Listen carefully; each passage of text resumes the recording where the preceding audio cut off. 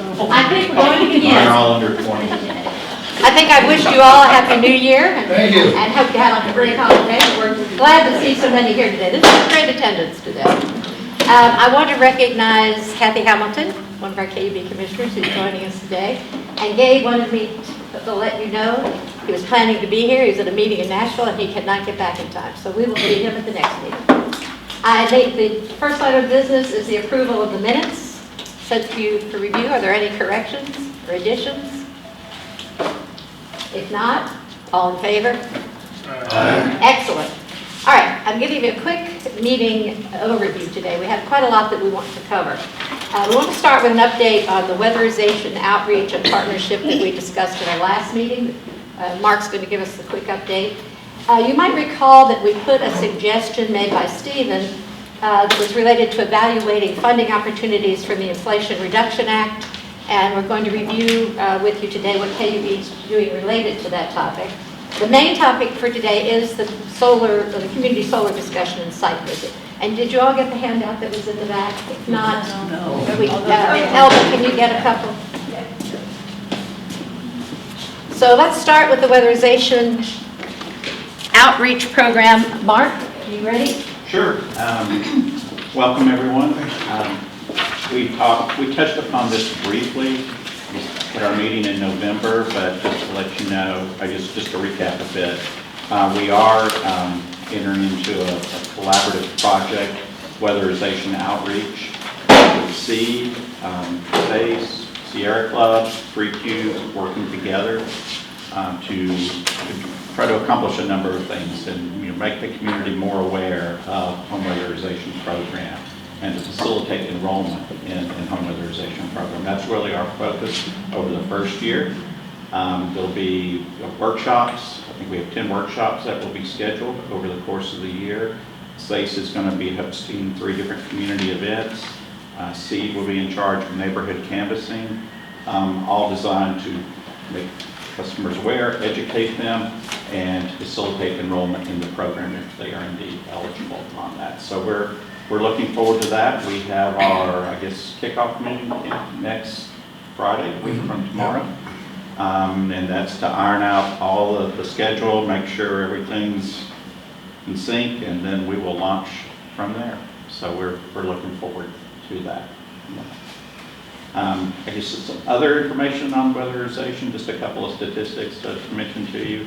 So far this year, thanks to the efforts of CAC and obviously Clear Result, Home Uplift program, that we have weatherized 140 homes for the first 5 months we have a fiscal year. So from July through the end of November, 140 homes have been weatherized. And funding's still available, and we've got about 250 homes in the queue. In various stages of approval for that. So we're excited about that and excited about adding to that and just getting more awareness out there, because it certainly does help our customers, in particular our lower income customers, obviously, on that. So, one thing I did want to mention in particular, because I knew I'd forget, but I'll circle it here. A shout out to Terry. We really appreciate, after the November meeting, you distributed the home weatherization flyer to the UT employees, and that was a great thing. So hopefully some of those employees will be able to participate and be eligible for the program. We've got a lot to do, unfortunately. So we appreciate that. Yeah, I think that's a very real responsibility for this panel, is to share the information we get here with your various constituencies and stakeholders. So, random question: how long are the weatherization projects? How long do they typically last on average? As far as how long does it take to do it? It's a few months Couple from months. application approval to completing the assessment and then the improvements being started. I was just thinking, if you close the fiscal year, there's a good marketing push for, hey, get it ready for winter. So I was just thinking that in my head. Thanks. Yeah, we're doing about 25, 30 homes a month. It's a lot. Nice. So how long are generally people in the house actually doing the work? I think that probably depends on the extent. So, it could be one contractor's going there for one day and working on windows, Right. and then an I hear HVAC you. contractor's going a different day. So Yes, yes. Okay, very good. And they may identify some issues that are outside the scope of home weatherization that need to be worked on as Yeah. well. And CAC has funding available. You know, Mark, I'd like to add, I'm really pleased to hear that there were 140 homes that were completed by November, especially with the, horrendous cold temperatures that we experienced here recently. I'm sure that really truly made a difference to these residents. I agree. Are there any other updates since our last meeting on this subject from anybody else? Ken? Well, just a little thing related to this. Some of the other groups have a little bit more to do on this than the Sierra Club, but one thing that we were asked to do at the end of the last meeting was to look for outside sources of funding. So I had spoken. Okay, can we hold that thought for 1 minute?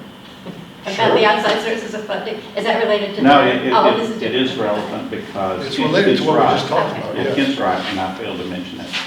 But that is another thing that the group, the collaboration, the Yes. partners are working on, or thinking about, are looking for sources of other funding.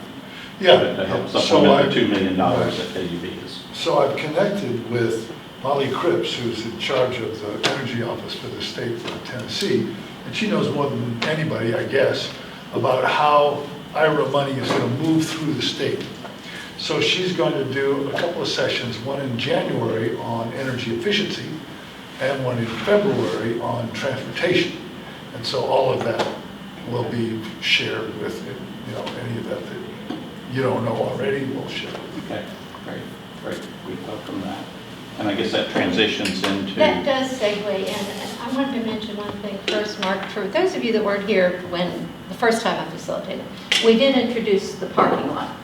That if anybody brought a topic up that really wasn't related to what we're discussing on any given day, we don't want to lose it, and we put it on the parking lot to address later.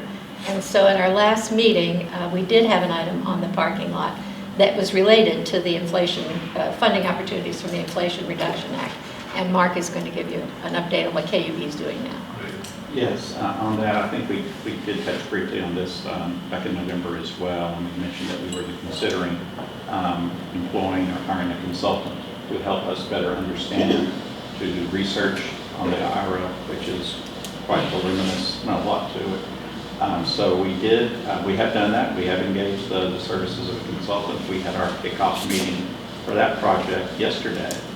And work on that actually begins first of next week on that, with some workshops with various KUB employees. So looking forward to that.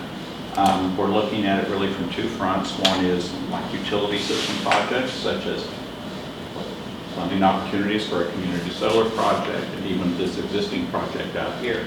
If as we talked about, we sort of delay the in-service date, because the IRA does have a date specific where we might be able to get some funding to help offset some of our capital costs on that, which would lower the cost of customers. So that, electric vehicle charging stations, other types of utility system projects, battery storage potentially, that we're looking for what types of credits or funding might be available for that. So that's from a utility scale perspective. We're also looking at from an individual customer perspective, what types of incentives, rebates, et cetera, might be available for our residential customers. We need to be educated on that so we can help educate our customers on what opportunities they can go after themselves on that as well. So really two fronts of research on the IRA, and that will take probably 1 to 2 months, and then we'll be better educated on that, and we'd certainly want to share the results of that with this group as well at some point in time. You mind sharing who that consultant is? West Monroe Consulting. West Monroe? Yes. Thanks, Mark. One of the reasons why this project is so intriguing because of this, potential timing with the IRA is because, both KUB, the city, all of the partners involved in this project are nonprofits. And one of the great things about the IRA is that it does extend it's not considered a tax credit anymore, but it's a direct payment opportunity. And so as you're considering those opportunities, one of the things that I just got an outreach from a local company who's interested in connecting with nonprofits who might be able to take advantage of some of these opportunities. And so I would want to make sure that we consider the nonprofit community as one of our kind of customer bases, even though they look like a commercial customer, but they might be more similar to kind of the KUBs and cities and CACs of the world because they'll benefit from the direct pay in a way that they couldn't before. So we'd love to partner with you on that outreach. Certainly, that'd be great. Thank you. So that's sort of where we are on that, and I guess more to come in the coming months on our research on that. All right, any other thoughts on that particular topic? If not, we want to welcome back Chastity Hobby, who's KUB's environmental program lead. And she's going to share information with us today about the community solar site. Now, our original plan was that we would go out there while she talked, but it's really loud, that interstate, and it's also windy. And so, if it's okay with you, we're going to have Chastity talk to us in here, and we're going to get input from y'all in here. And when the meeting is over, she is happy to walk out with any of you that would like to see it a little closer. Is that good for everybody? Mm-hmm. All right, then Chastity, we will turn this over to you. All right, thanks everyone, and thanks for being in here with us. My voice does not carry well outside of the interstate, so I think everyone will be able to hear me a little bit better in here. And as Dawn mentioned, I'm happy to go out and check out the site with anyone who would like to after we're done. So very exciting to have everyone here at what will soon be Knoxville's first community solar array. This project is part of KUB's environmental initiatives to help support renewable energy in our community. And we've been working for several years now in partnership with the City of Knoxville and TVA and others, our contractors, to help get this project across the finish line. And so it's very exciting to us that here in just a few short weeks, hopefully days, it will begin generating energy here at the site. So first, I want to share just a little bit about the site itself. Some of you all may recall that we broke ground back in April of last year, and as you can see by all the panels outside, there's been quite a bit of progress since then. We've been very fortunate that the City of Knoxville provided us this land to locate the array here at the Public Works Building. As you all can imagine, land for solar projects can be very expensive, and so their partnership in providing this location is a big part of helping the program more economic for our customers. And so we're really appreciative to be able to partner with the city on this. The site out here, the field that you can see, is about 3 acres. And it was previously an industrial site, which meant it was very limited what it could be used for and what could be built here. Solar arrays are great applications for these types of sites because they can be constructed in a way that minimizes ground disturbance. And so for our array, once you all have a chance to take a look at it afterwards, you'll notice that the panels are screw mounted into the ground, and because of that, we were able to minimize excavation. We didn't have to remove dirt from the site and that kind of thing. The array is a 1 megawatt solar array, and it's comprised of around 2,000 panels. And as I mentioned, it's not currently generating power, but after we interconnect, and it does, it'll produce enough energy to serve around 100 homes. So I'm super excited. It'll be, I believe, the largest interconnected to KUB's distribution system. As I mentioned, the array is being constructed for a community solar program, which will be Knoxville's first program of this kind. That program will be available to all KUB customers, so regardless of which utility service they have, if they're residential or commercial customers, it'll be open to everyone. The great thing about community solar programs is that they don't require any equipment to be installed on the customer home. So in cases where customers may rent, or maybe they live in a condo, maybe they can't afford the upfront cost of a solar array, this is an option for them to support local renewable energy in their community. In some cases, properties may also not be suitable for solar panels, so there could be trees that cause shading on the roof, or maybe the roof pitch isn't exactly right for panels, or facing not an ideal direction. And so community solar allows individuals who want to support solar a way to do so and to have that created locally in their community.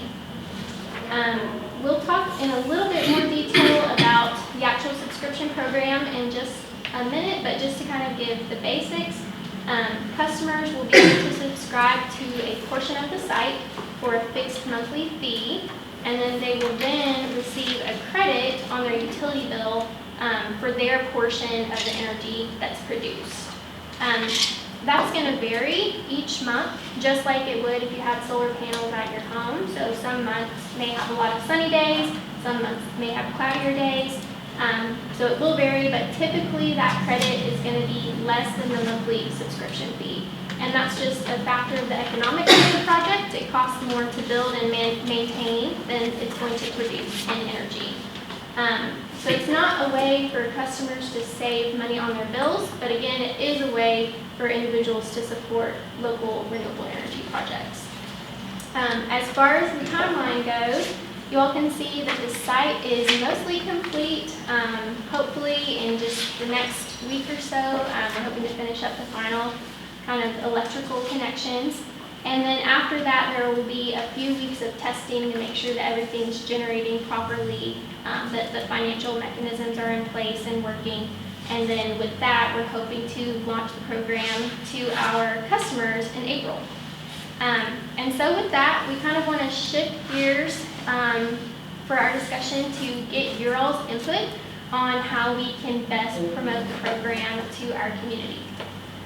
We've had a lot of interest from our customers, and our goal is to make the program as successful as possible so that we can fund future community solar projects and renewable energy in the future. Each of you all should have a handout. I think we pass these out. And this has the details of the subscription program. There are around 2,000 shares available for the site, and as I mentioned, it's open to all KUB customers, and customers are able to sign up for multiple shares if they would like. Each share is going to cost $5 per month, so the monthly subscription fee. That $5 will always be the same, and on average, we estimate that participants will get back around $3.61 in monthly credit based on the current model. So what that means is that there's a net cost to purchase the renewable energy that's produced, and that comes out to around 3 cents per kilowatt hour. As Mark kind of alluded to earlier, we are evaluating potential opportunities with the IRA that could help provide some credit that would make the program more economic for the customers, but based on the current model, it's around a 70% return. So they're getting about 70% back of their subscription fee. It's not an uncommon model for community solar programs in our area. However, the public often perceives that solar projects are going to save them money. And so that's really where we'd like to focus this discussion with the panel to help get your all's input on how we can best explain the economics of the program to customers and then encourage subscriptions. Before we do that, do you all have any questions, though, about the program? Yeah. What's the estimated time on return on investment? To put that up, how long is it going to take you to recoup that? 20 years. 20 years. Does that change if we succeed in getting the direct credit tax payment? Yes, so being very optimistic, in the event that we received, I think the highest level percentage credit would be 30%, if I'm not mistaken. If you did receive that, then on average, that delta of what's like call it 40 essentially goes away. Oh, that's great. Because our capital cost on this was around 1.4 million. You get a 30% credit on that. You knock off, I've done my math right here, around $400,000, and then all of a sudden, That's you huge. know, essentially there is no charge for it on average. Some months where you have lower production, there would be. Months with higher production, you might even have a positive impact on your bill. So, now that's, a lot of assumptions are based on that. But that's one of the reasons we delayed a bit, to be able to hopefully take advantage of such a credit. I don't know near enough about solar power, but compared to typical coal production energy, what kind of pollution reduction does this array accomplish? I don't really know anything about it. Maybe Aaron knows more. If you give me a second, I can figure it out. Well, I would be impressed. Go for it. Maybe more than a few seconds, but.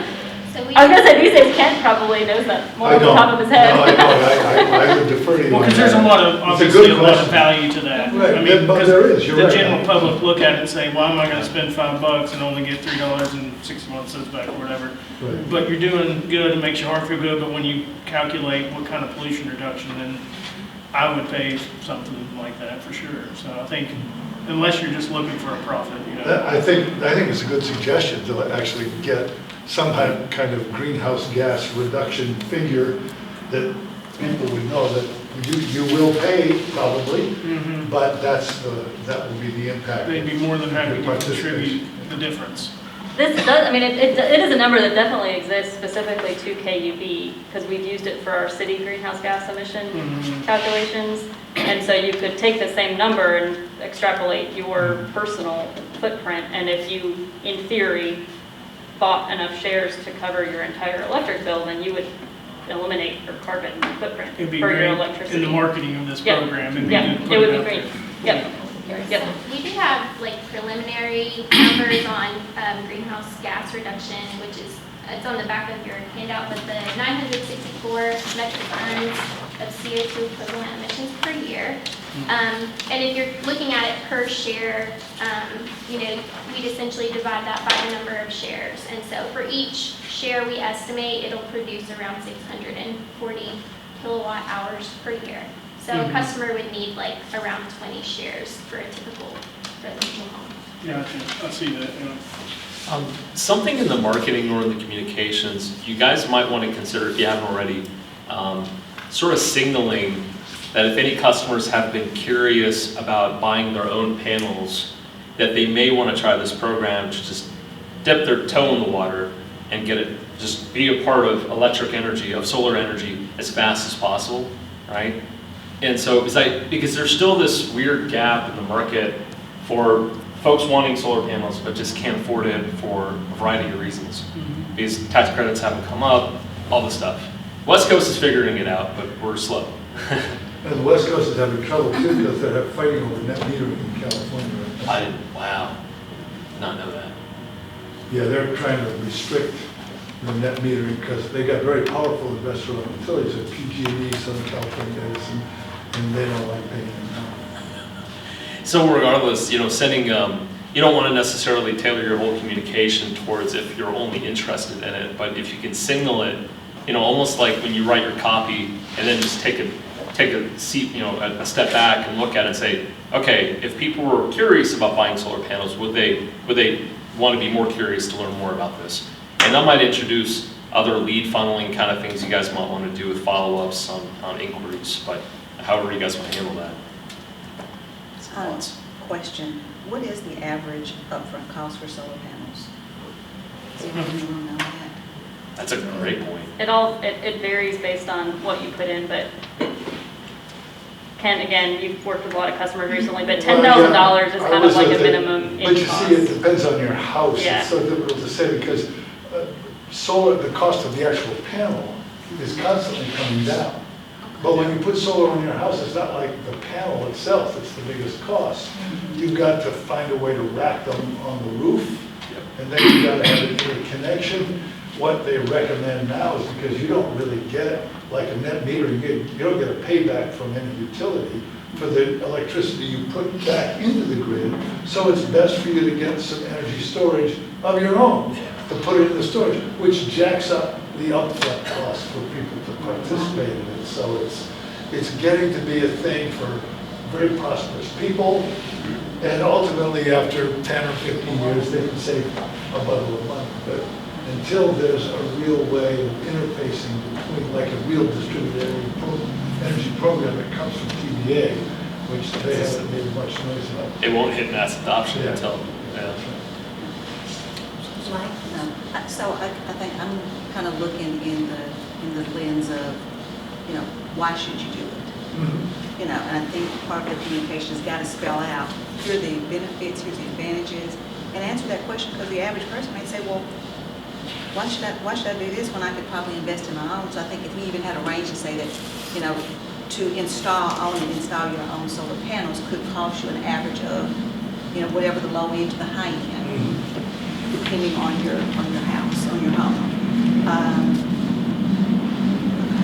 As opposed to paying $12,000 to $15,000, you're paying this much a month. Exactly, so that could say, in my mind, hey, it's in my best interest to invest in this. Then I think also knowing that, you know, you need 20 shares if you really want to look at potentially a break even, in a sense, down the road. The other question I would have on the back end of that is what's the maintenance cost? There's got to be some maintenance in there somewhere to maintain all of this. I don't know what's an annual cost or what is that cost. If I buy my own panels, there's got to be a maintenance cost in the back end of it too.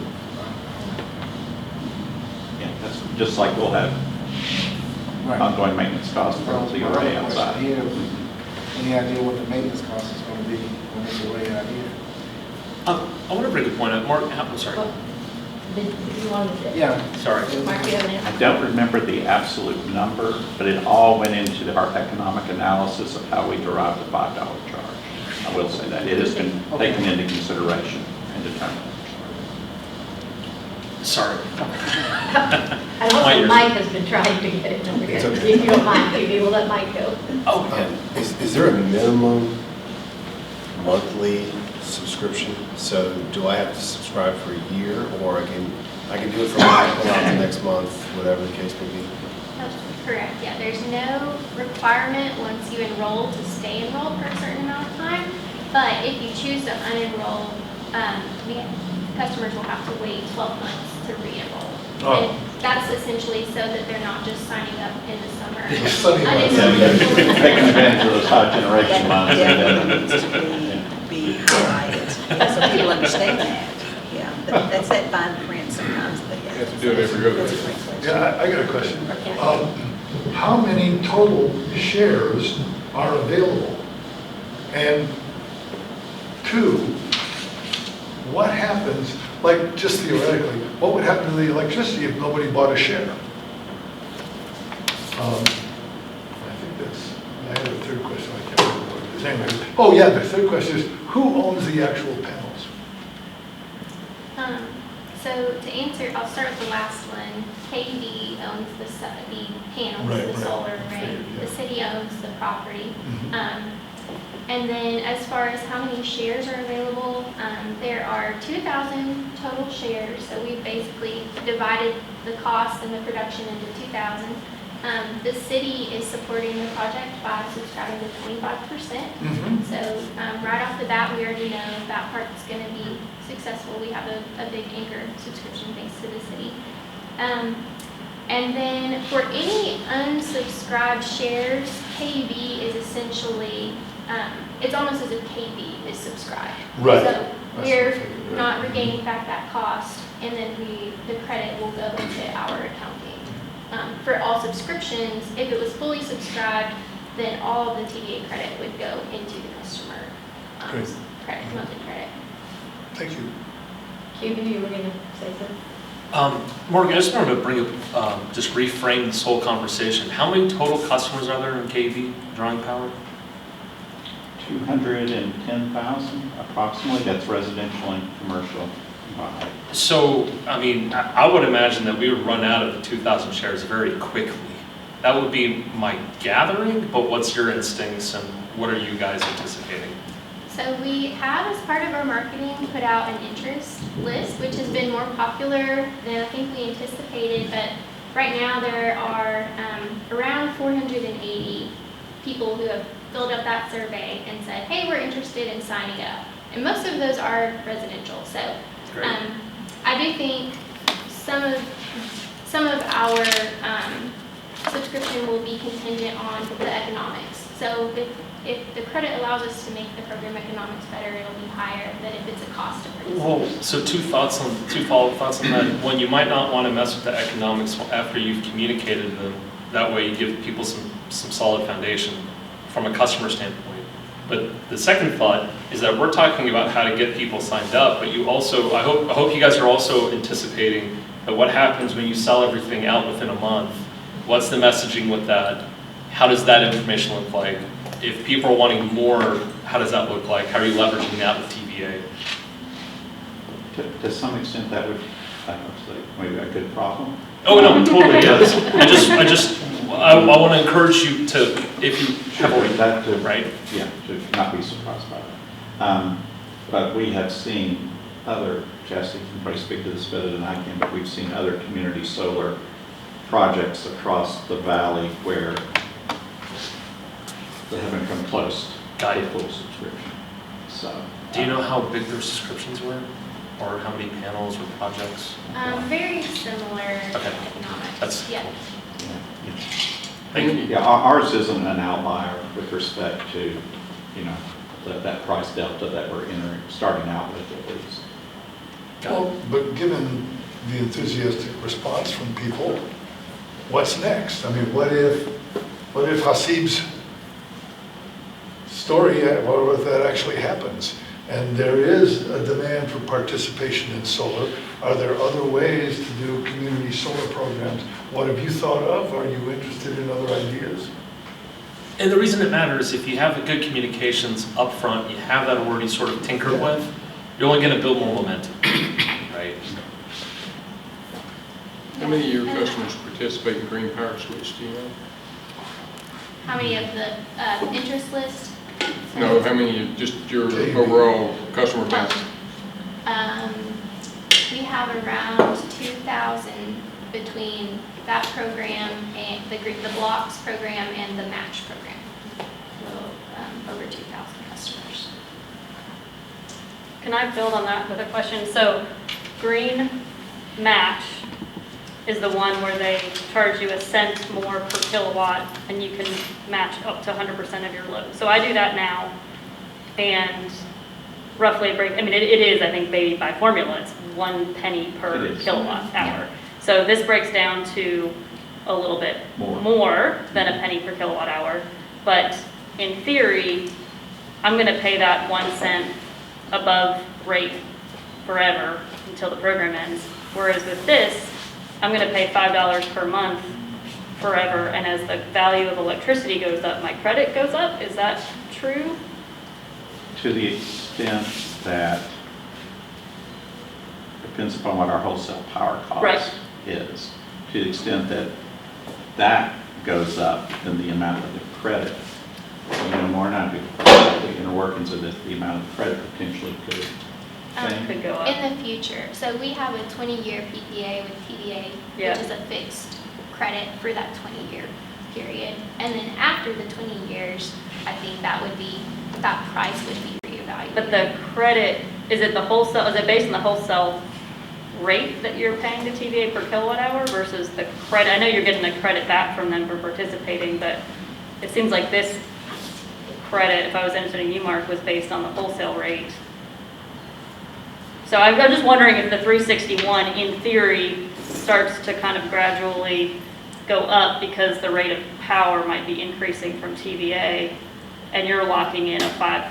I don't believe that will be the case based on, because that, as Chastity just mentioned, that credit is fixed over that 20-year period. Okay. So much per kilowatt hour for 20 years, no matter what happens. Yeah, Yeah. so the TVA payment, that fixed price is what's being flowed through to the customer. Oh, I see. Yeah. Oh, I see. Yeah. And Okay. we're paying. I got it. Yeah. KUB's wholesale mixing up bill my is being PPAs, yeah. adjusted as if there was no community Okay. solar. Yeah. Got it. That makes sense. Okay, thank you. So that's exciting. So the other piece would be if there's a value proposition, if we get the tax credit and that goes down to a delta, of kind of an equal match, then I think the value proposition is that green switch match customers or new customers could essentially offset their load with this or a portion of it. So that's a value proposition. So you're getting green energy that you can tout for potentially less of a premium, potentially, hypothetically, pending some federal help. But then the other question I have is, you know, we know now that this is going to be a 20-year commitment. Does Green Match have the same commitment term, or is that more subject to, like, TVA could end that program tomorrow and now I don't have any way of offsetting my power? Yeah. That's correct. So this would be a way of kind of, at least as long as I'm at the table, you're going to be at the table. Right, and I think the other benefit about community solar is that it is local. Yeah, The absolutely. Green Switch Match Recs could, you know, be coming from anywhere Yep. in the valley, so, but yeah, to your point, that is all contingent on TVA continuing that pilot program. Yeah. Which is just a pilot Right, program at right, this right, right. stage. Interesting. That's one thing we like about the location here, and maybe one of the selling points is I can look and say, I'm Yeah. leaving it here. Yeah, there it is. I can see it. Yeah. Point out to it, and Yeah. that's where I'm getting my power. No, that's really important. This is a question for the group, and you don't have to answer it now. One of the questions I have, because the city is an anchor tenant, which we were excited to commit to make sure that there was a baseline of support for this. This is a question that I'll throw out to you.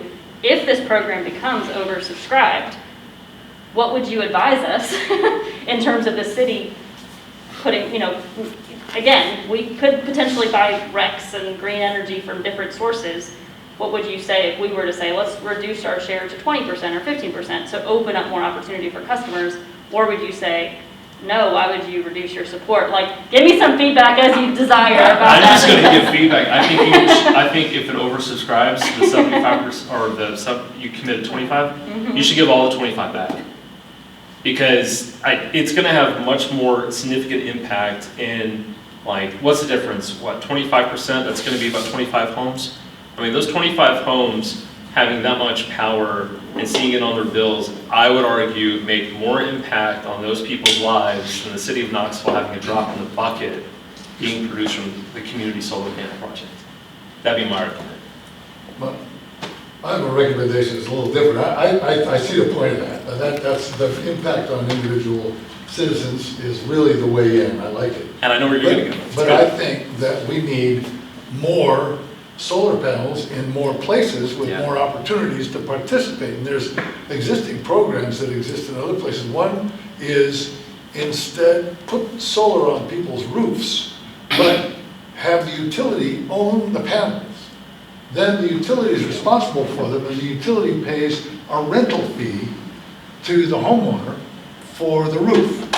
That way, person gets an individual benefit, and KUB and the city get the benefit of having a greater portion of our electricity developed by solar. Another possibility, the city of Paris just passed a law mandating that every parking lot in the city over a certain size has to have solar panels on stilts. And they've got a certain period of time in which to get that installed, and they've got certain financial support from their government over there to do that. So what if we did something like that? We planned to expand solar facilities, distributed facilities around town that gave people more opportunities to subscribe. That'd be my suggestion. So then it goes, so would you say that maybe the 25%, so still what would happen with it, so keep it with the city, but encourage the addition of output? But could you resell the shares so you could promote those initiatives? I'm just looking at the little math here. What did you say, there are 2,000 shares? There's 200,000 customers, that means 1% of all the customers could participate in this program. We need more programs. I mean, and I think that you have here, especially in this area, you have people who are interested in this kind of thing. I remember reading a statistic that kind of surprised me because I do a lot of stuff about electric cars. And I see all this stuff, oh, the acceleration is so great, and look at these new models, and they're cute, and all this other stuff. But when you actually survey people who drive electric cars, a big part of the motivation is to do something about climate change. And so I think you'll find that there are more and more people, especially with our asses getting kicked right now by all of these events, people are noticing we're actually in it. We should have started 40 years earlier. and they want stuff to do. They don't know what to do. It's such a big problem. What do I do? What do I do? Yeah. Well, anytime we can do, like, this is great, precisely because it gives people an individual opportunity to somehow participate. Yeah, you have to pay to be a member of the club, and that's too bad. It should save you money, but you can't, for perfectly obvious reasons, you can't do that here. So I think finding more ways to help people participate. I mean, you know, see what happens with this first. I mean, you know, if you're oversubscribed and people are beating on your door, oh, okay, then we'll go down and say, well, we told you, you don't remember? So, We'll sell them the shares for $6 and put the difference toward more solar. But I think that the essence of it is, we're in the middle of a giant transition in human history where we're gonna create our electricity without burning stuff. And it's filled with problems. We're bumping our nose and tripping over stuff every step of the way. Why wouldn't we? It's that big a change. But we need to find more ways to help people participate in it. So you don't want, I think the worst thing that can happen is for most people to just go, I give up. It's so big, you know. And people are doing that. I mean, I'm seeing people are committing suicide. They're deciding not to have children and stuff. And what you want to do is say, look, we're going to build a clean energy future. It's going to be fun. And find ways to do it. And some of the ways that we find to do it will fizzle, and some ways will succeed. I mean, it surprised me, the overwhelming response to transportation electrification. I mean, I've been advocating this stuff for 8 years, and I'm going, wow, I can't believe it. I don't need to tell people that getting an electric vehicle and stopping burning gasoline is a good idea. They all believe it now. But we need more. Okay, before we get too far afield, I like Aaron's optimism of oversubscribing. But in the interim, before that happens, does anybody have any additional ideas that would be helpful to KUB as they seek to promote this program? You have some great suggestions. One came from Kent's ideas. So, you know, this flyer says a lot of what and a little bit of how, but there is no why. And so if you did infuse Kent's why and that passion into the masthead of this, that could be very compelling. Thank you. I think that's right. It communicates, it gravitates, and you're right, this is a pivotal moment. So if that really is happening, then we should be able to capture on it. It's great.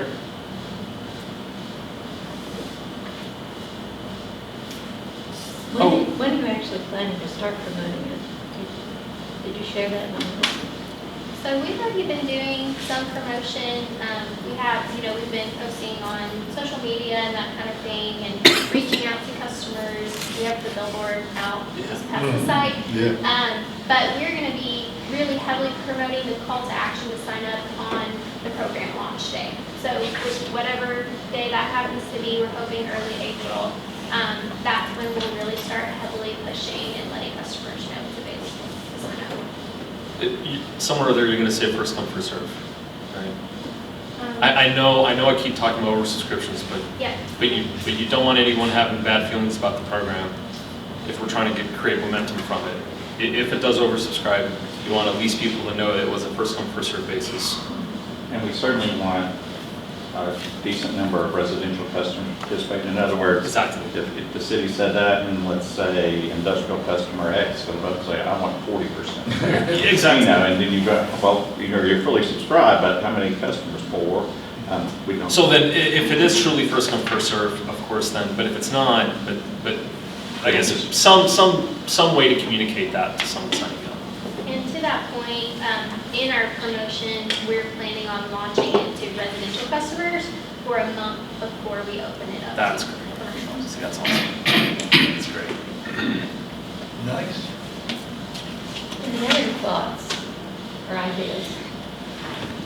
So my thought is, and I'm sure you guys are already thinking about it, what's phase 2? Because it sounds like this phase 1 is going to take off, and we're probably going to have overload, and people are not going to be able to participate.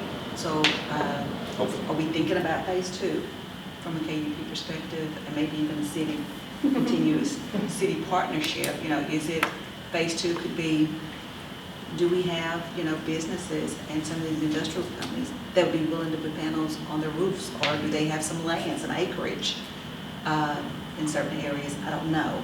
But I do think if we're not thinking about phase 2, that we really should be. I would say, there are already future opportunities with some of the flexibility provisions that TVA is releasing. And so those are definitely on our radar. And our goal, this community solar program has been as much an environmental win as it has been a learning opportunity for KUB and how this all works and how to build a solar array. And so we really are looking forward to future opportunities and seeing what those may be. There is a lot of interest, as you guys have mentioned, a lot of the community is very interested in renewable energy. And I think our goal is to do as much large-scale solar as we can to help improve those economics for participants and customers. So, yeah, definitely we're hoping that this is a success, and that's part of our goal to get it fully subscribed so that we can look for future opportunities. And this does not count against our 5% flexibility in our TVA contract. So we still have 80 megawatts of potential self-generation through various means. Now that could be from a combination of things. Some of that may we're working with TVA on the details. They're refining what they call now flexibility 2.0. So some of it will probably be off system, just because the premium, land is at a premium here to be able to. But there's other forms. It doesn't necessarily have to be in the form of solar. It could be battery storage. It can be other things. But we're actively engaged with TVA on that. I do think that one of the things that we can think about as we think about new sites, if I understand correctly, when you think about the value of land, the fact that one, this was a brownfield site that is not buildable, not only because of the brownfield, but because it's underneath the TVA transmission lines. Yeah. So it truly, we couldn't, this is about its highest and best use, which is pretty cool. And so I think opportunities where we know that there's other land like that, and Mike, I bet there's probably people at the chamber who all day long are like, I wish we could do something with this thing that's underneath the transmission line. And there were some modifications that I think had to be made to accommodate that easement.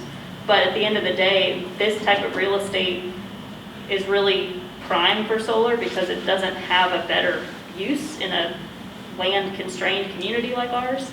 But it was also the fact that we could provide it for free. And so I think when you think about the economics of this, the reason they work is because we could get it we could give it for cheap to KUB, and our community could get it for cheap as a whole. So I think those opportunities where you see them, those are the things that really started to take legs on this project. And it might not have been the case if we were looking at having to pay money for a site. And that may be part of phase 2, to go back and do a study of all your brownfield sites that are around here and actually list them, and then do a study on those. Also maybe an incentive program for residential landowners. They don't want to sell their property. They may want to lease it for 20, 30 years for a solar array. I don't know if you do the economics on that and see if it makes sense. Well, maybe reaching out to everybody who has property that's under power lines. I mean, solicit those property owners and just say, hey, we're doing long-term future planning. I don't know what all the rules are. I think you can garden on it, but you can't build structures. But some people just mow it and maintain it, or they come and do it for you. So why not start reaching out and looking where all these lines are and maybe pushing that? I have an operational question for KUB. So if there's a lot of excitement around this, at least at this table, and if it does translate in the community, that's great, right? Is there an appetite from KUB to be able to put more resources behind Chastity and this team who may need to have more budget to communicate effectively, explore these different opportunities, see what growth levers there are?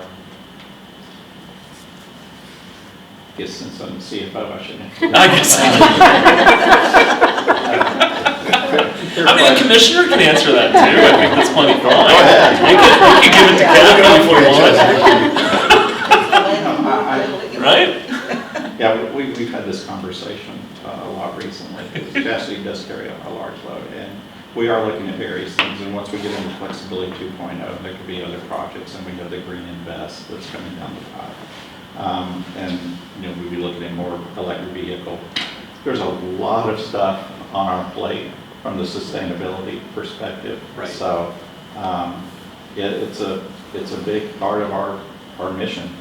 Yeah. To be environmental stewards. And so this is not going to lessen, it will grow over time.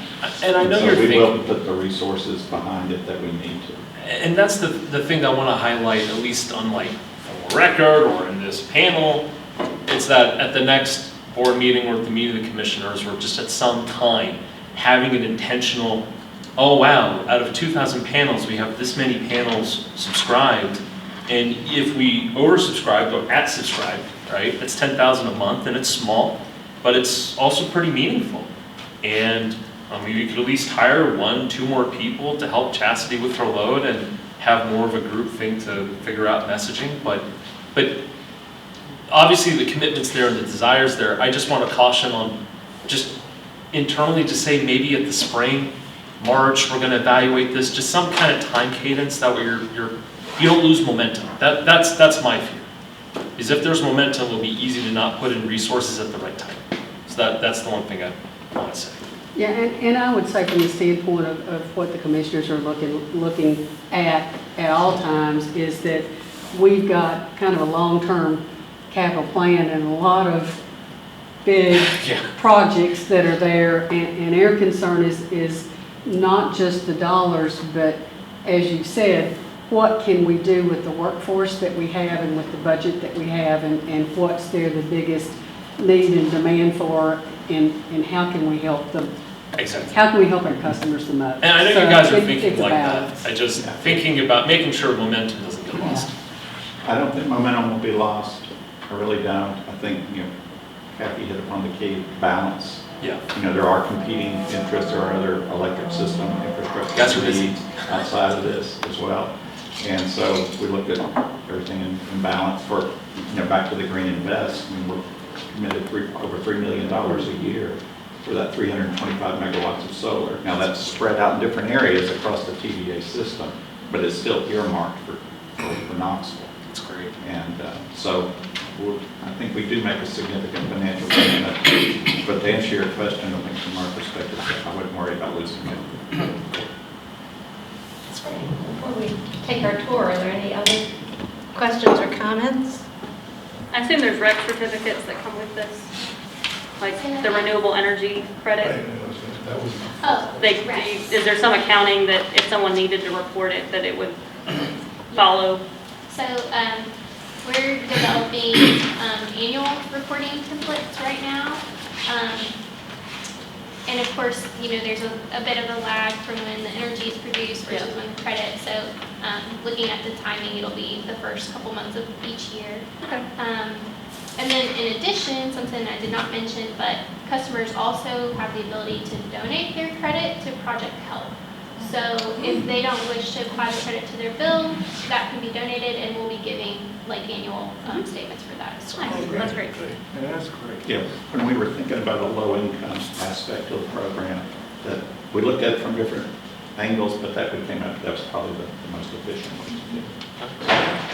Hey, I got one last question. When you all were looking at installers, how did you all come up with Solar Alliance Southeast? Was there a competitive process and a vote based on not just the cheapest or who has best? I'm just curious the process. Yeah, it went through our standard procurement process. So we released a request for proposals, and our evaluation was based on, there's a lot of different factors, but one of the primary ones was cost and maximizing the output for the lowest cost. Gotcha. Thank you. If anybody in Chastity, if any panel member wanted more of those flyers to share with their constituencies, can they get those? Yeah, we can send those. And we also have on our website, and there might be a QR. If they're downloadable, that would be best. Send virtually. And then we also have the website link on here. So we did send that handout by email too. If you don't have it, we can resend it after the meeting, just so you have it. Thank you. Thank you. Okay, I do have a couple of quick things, and I don't want to cut the discussion off if anybody's got another question or great idea.